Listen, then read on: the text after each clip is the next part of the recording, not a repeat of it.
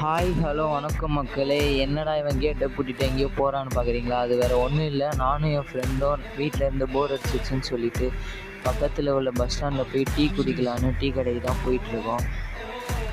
ஒரு ஆள் நடமாட்டமே இல்லாத இந்த ஏரியாவில் நாங்கள் 2 பேர் மட்டும்தான் நடந்து போயிட்டுருக்கோம். பாருங்கள், ஒரு காக்கா கூட இல்லை.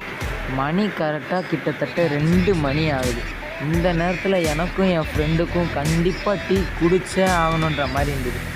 ஒரு காற்று ஒன்று அடிச்சுட்டு பாருங்கள், மழை வரா மாதிரி. ஆனால் சொன்ன மாதிரியே கரெக்டாக மழை வந்துடுச்சு காய்ஸ். நாங்கள் என்ன பண்ணுறதுனே தெரியாமல் ஒரு ஓரமாக நின்றுட்டு இருந்தோம். பாருங்கள் மழை எப்படி பெய்யுதுன்னு.